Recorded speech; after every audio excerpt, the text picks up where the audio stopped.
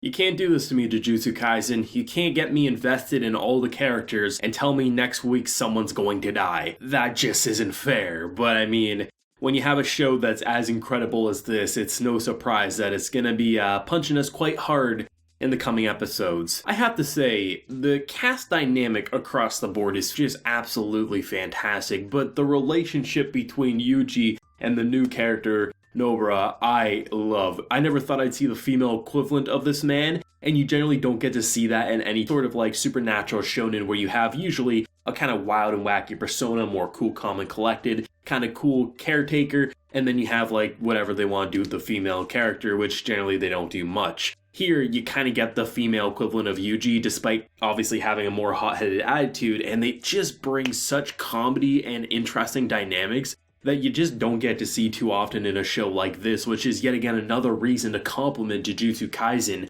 for doing something fresh and original. I think by introducing another character, you have to do a couple of things, because you already have a solid foundation to work off of. You already have 3 great characters that all have unique personalities, they're very distinct, but of course, the cast is rather small if you're going to be hunting curses, and the curses are supposed to be quite deadly. So, on one hand, you do need another character to liven up the cast even more so you can bounce around multiple ideas, but the most important thing is you really have to make that character distinct, because each character so far is vastly different than the other. And while it's quite easy to do when you only have a handful of characters you're working with currently, you also kind of have way more to live up to in terms of expectations because you have so little characters we've been focusing on. They really matter. We really have high expectations for the character writing. And Nobara is fantastic. I'd go as far to say she's my favorite character right now. I love her addition. I think not only is her combat amazing, I love the idea of hammer and nails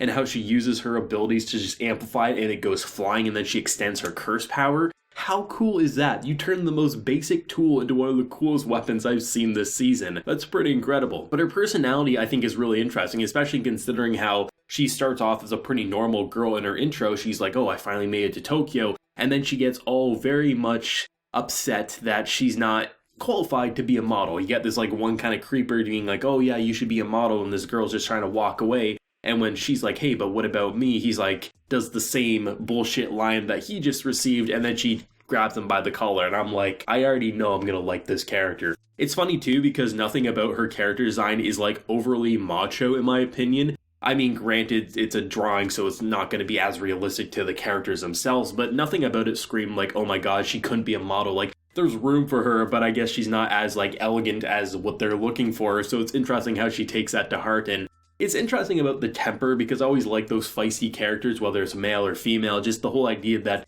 they're pretty normal, they talk, they obviously have an attitude, but they're not, like, arrogant pieces of shit. But then when they do get upset, they get really fired up, and I think it's a really interesting dynamic to have a character like that go up against someone like Yuji, who pretty much is cool, calm, and collected. He has a wild persona, but he doesn't really get fired up. For him, when he's kind of unsure of what he's seeing, he just kind of like slumps down and is like, what's even wrong with you? Where with her, she snaps and wants to break some necks. And it's so interesting having those two, especially when they get those simple bonding moments where after they defeat the curse, they're like, okay, where are we going? We're going to this place. No, we're going to this place. And they're just kind of bonding over food. And I think it's hilarious. I think it's a really good way to de-escalate after having such intensity in this episode. I mean, you have a kid almost get killed by a curse and she almost died herself, and it wasn't for a boy just punching through concrete, which I love the idea of the self-awareness in this show. How in the hell can a normal body like yours punch through this? Well, it wasn't reinforced. Even if it wasn't reinforced, a human body shouldn't do that.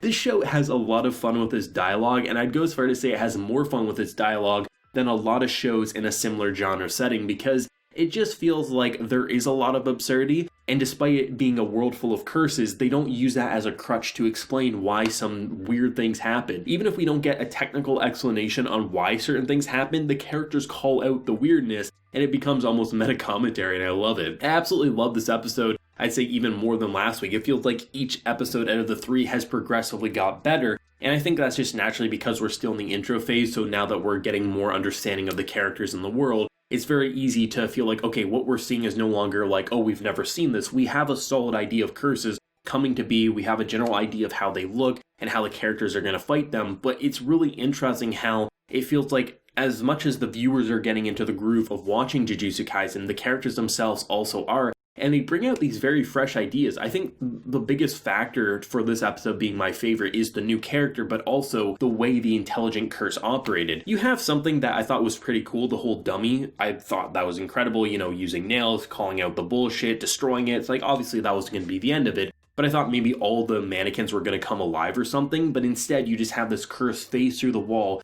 and take a kid hostage. And it's interesting because that actually leads to a lot of possibilities of intelligent curses. It's not even just a power level, which generally a show like this is known for. Power scaling and like power ceilings, that's constant. You constantly rise it because you're saying, oh, this is an S tier curse, and now here's a double S tier curse. That's usually what it is. It's just more powerful, has more health, things like that. But the idea of it not even just being power, but intelligence and how they can use that cunning to play with human emotions, that's very interesting to me and leads to a lot of potential, because I'm having a feeling that that could very well be the way that someone could die next week if they actually do go through with that cliffhanger. So I don't know. I mean, that's interesting. Not many authors go that direction. Usually authors with any sort of battle formula, they just increase the health, they increase the damage output, and that's how they increase how you deal with it. But by having the cunningness and how you could just be fighting a monster that has no intelligence, or you could be fighting someone who can take your friend hostage, and if you kill him, it's going to slit your friend's throat. That's a very interesting concept that you have to commend this author and how Mappa's adapting this, because you actually felt like you didn't know what to do in this situation, because like she says, if I die, the kid dies, but if the kid dies, I'll live. But at the end of the day, you're human and you don't want either one, so you put it down and you say, please let him go, but a curse isn't going to listen, but at the same time, you can't take the risk. And the only reason that someone like Yuji was able to do this is because he had an unexpected drop on the curse, which is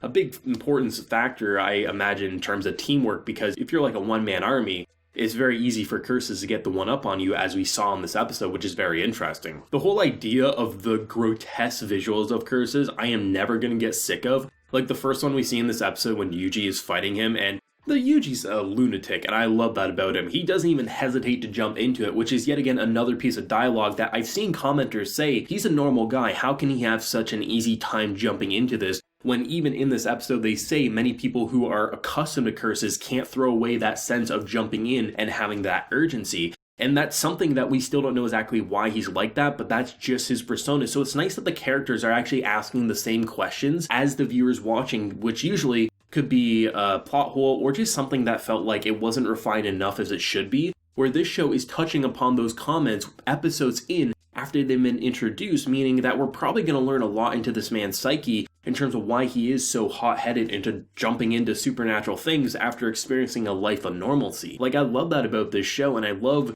the idea of really pushing these characters and testing them, and the idea that you need to be crazy in order to be a part of this jujutsu school. Clearly, both of these characters are crazy, just in unique ways. And that's going to be interesting, because generally crazy characters are someone who are unhinged and you don't want a part of your school. But here, you need the craziest, because if you're going to be fighting curses that do crazy things like this, you better be equally insane, otherwise you're probably not going to live to see another day, because you're easily going to get manipulated into a similar situation that almost Nobara did. And I don't think Yuji would have done anything different if it was reversed. I feel like Nobara would have had to come in, just obviously not been able to break down the wall in a similar fashion, because I don't think he's the type of person who would put a kid in danger, but then again, maybe he would, because now of the whole curse inside his own body. Hard to say, but I mean, they definitely had some fun in this episode. Beautifully animated, funny comedy, great character dynamics. This show is getting better week by week, and I am so happy it's a 24-episode consistent series. Winter is already stacked with the amount of sequels, but it's good to know a heavy hitter like this is going to be coming into January through March next year, because this show is already one of my personal favorites over the past few seasons. Let me know your thoughts and feelings though down below. Did you love it? Did you hate it? And what was your personal favorite moment? If you enjoyed the video, be sure to leave a like to show your support and hit that subscribe button if you have been new around here. So until next time, everyone, please take care and have a good one.